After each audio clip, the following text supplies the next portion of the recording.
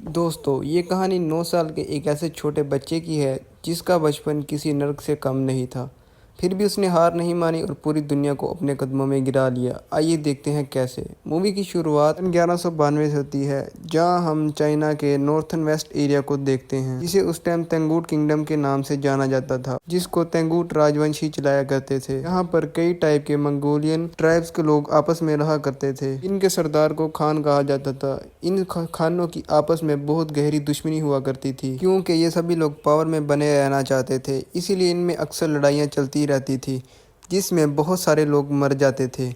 منگولوں کے بیچ میں کوئی بھی نیم قانون جیسی کوئی چیز نہیں تھی، اسی لیے ان کو ایک سپریم خان کی سخت ضرورت تھی تاکہ یہ سبھی لوگ ایک جٹ ہو کر رہ سکیں۔ یہاں سے سین شفٹ ہوتا ہے، ایک آدمی کو دیکھتے ہیں جس کا نام اسوئی تھا۔ یہ چائنا کے ویسٹ سائڈ سے ایک چھوٹا موٹا خان تھا۔ اس ٹائم پر اسوئی اپنے ایک سفر پر نکلا تھا، جس کے ساتھ اس کا 9 سال کا بیٹا تیموجدین بھی تھا۔ دراصل اسوئی اپنے بیٹے کے لیے ایک وائف ڈھونڈنے کے لیے نکلا تھا۔ رات ہونے پر وہ اپنے ایک دوست کے ہاں آرام کرنے کے لیے اس کے ٹرائی پر رکتے ہیں۔ تیموجدین اپنے گھوڑے کے پاس کھڑا ہوتا ہے کہ اس کے پاس ایک لڑکی آتی ہے جس کا نام بوٹے ہوتا ہے۔ بوٹے اس سے اس کا نام پوچھتی ہے اور کہتی ہے تم یہاں پر کیوں آئے ہو؟ تیموجدین کہتا ہے کہ میں اپنے لیے ایک وائف ڈھونڈنے کے لیے یہاں پر آیا ہوں۔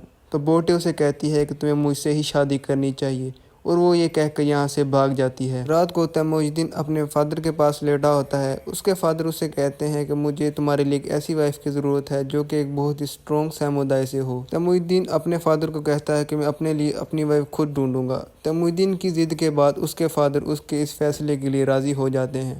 صبح ہوتے ہی تیموجدین کے فادر اس ٹرائب کی سبھی لڑکیوں کے پاؤں چیک کرنا شروع کر دیتے ہیں، کیونکہ ان کا ماننا تھا کہ ایک اسٹرانگ لیگ والی لڑکی ہی اپنے پتی کا اچھے طریقے سے دھیان رکھ سکتی ہے۔ تیموجدین سبھی لڑکیوں کو دیکھتا ہے اور اس کے بعد وہ بوٹے کو اپنی وائف چن لیتا ہے، جس کے بعد ان دونوں کی شادی کر دی جاتی ہے۔ لیکن وہ 5 سال تک ایک دوسرے سے نہیں مل سکتے، کیونکہ یہ ان کے قبیلے کا ایک رواج تھا۔ اس کے بعد تیموجدین اور اس کے فادر کا یہاں سے جانے کا سمے آ جاتا ہے۔ تیموجدین بوٹے کو ایک نیکلس دیتا ہے اور کہتا ہے کہ میں یہاں تمہارے لیے بہت ہی جلد واپس آؤں گا۔ یہاں سے اسوئی تیموجدین اور اپنے لوگوں کے ساتھ یہاں سے روانہ ہو جاتا ہے۔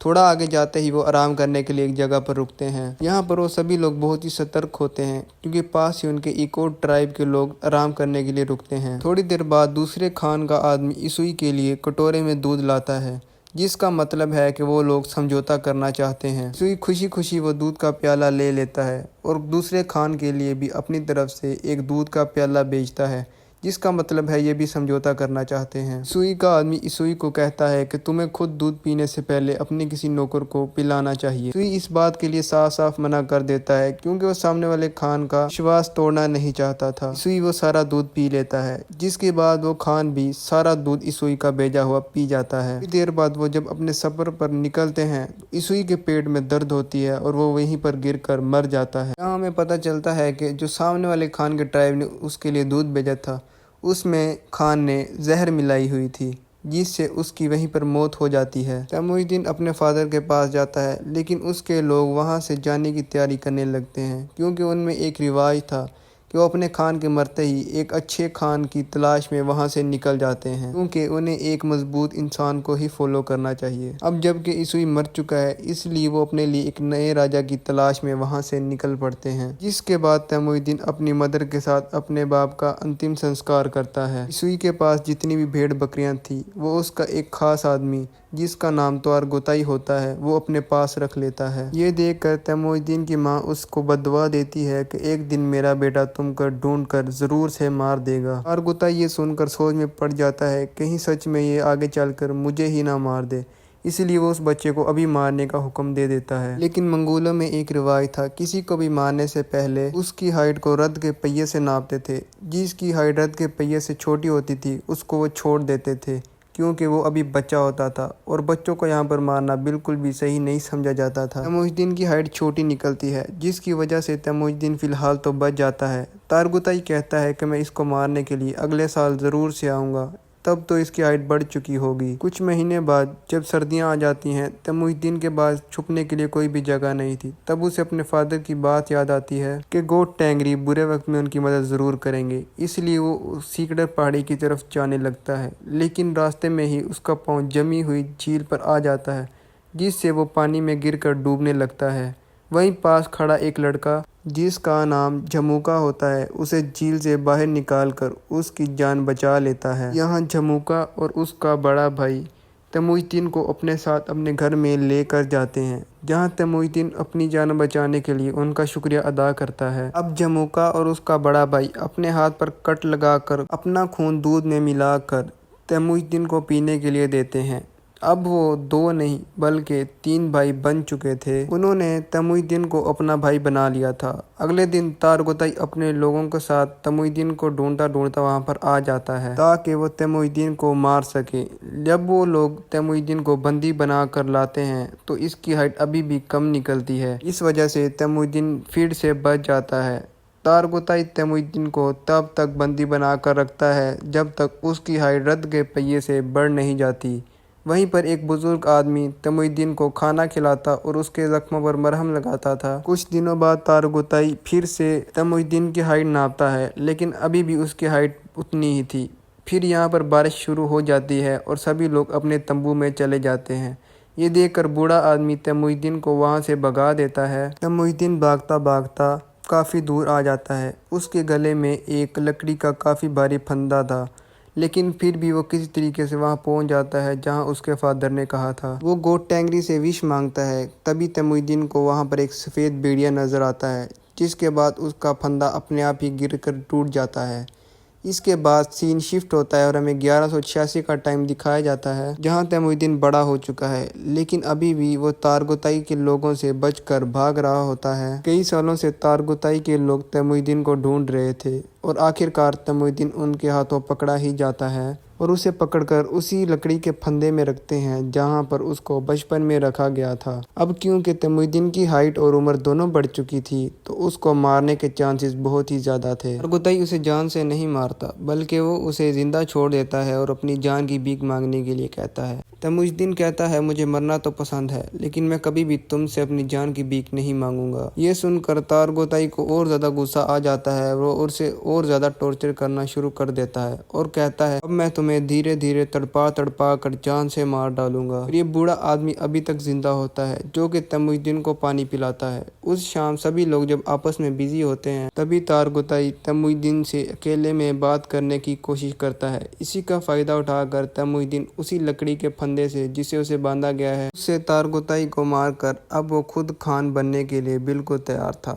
لیکن اس سے پہلے وہ اپنی وائف جس سے اس نے بچپن میں شادی کی ہوتی ہے اس سے ملنے کے لیے جاتا ہے۔ وہ سیدھا بوٹے کے پاس جاتا ہے جو کہ اب بڑی ہو چکی تھی اور بہت ہی زیادہ خوبصورت بھی۔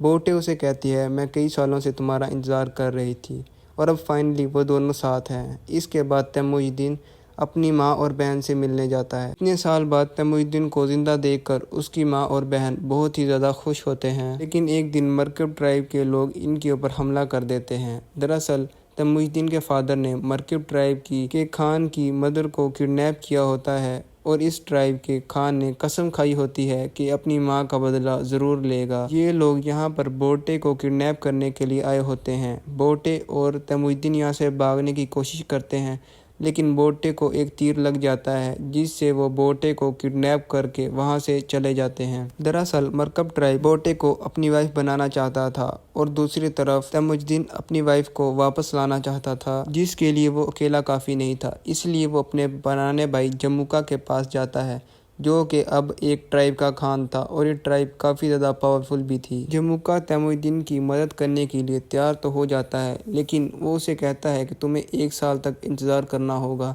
کیونکہ وہ آس پاس کے سبھی ٹرائب پر قبضہ کرنا چاہتا ہے۔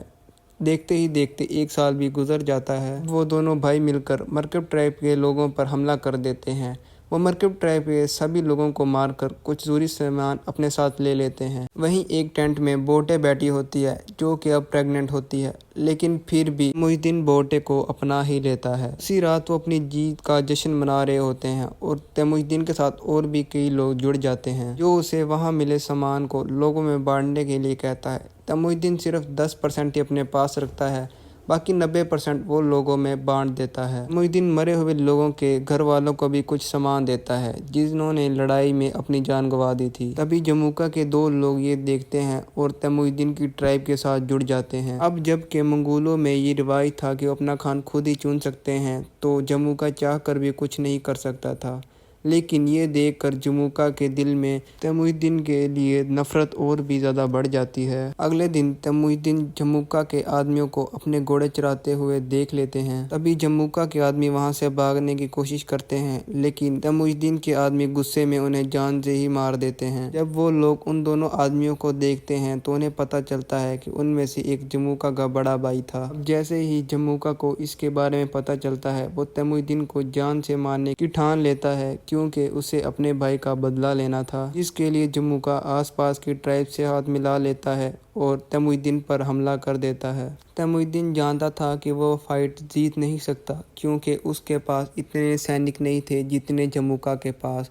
इसलिए वो ट्राइब की औरतों और बच्चों को वहां से जाने के लिए कहता है और बाकी लोगों को लड़ने के लिए कहता है। इस फाइट में जमुका जीत जाता है और वो तैमुद्दीन और उसके साथियों को बंदी बना लेता है। जमुका तैमुद्दीन को अभी भी अपना भाई समझता था, लेकिन उसे अपने बड़े भाई का खून का बदला लेना था। इसलिए वो तैमुद्दीन को अपनी जान की भीख मांगने के लिए कहता है। इसलिए वो तैमुद्दीन को अपना गुलाम बना लेता है और किसी दूसरी ट्राइब को बेच देता है, जिसमें सजा के तौर पर तैमुद्दीन को रेगिस्तान में काफी दूर पैदल चलना पड़ता है। देर बाद ये एक दूसरे शहर में पहुंचते हैं जहां पर तेंगु डायनेस्टी का शासन था। वो लोग तैमुद्दीन को एक जगह पर बैठाते हैं ताकि लोग उसे देखें और उसे खरीदें। इन सल्तनत का राजा वहां पर आया हुआ था और वो तैमुद्दीन को खरीदने के लिए कहता है, लेकिन उसके लोग उसे मना करते हैं।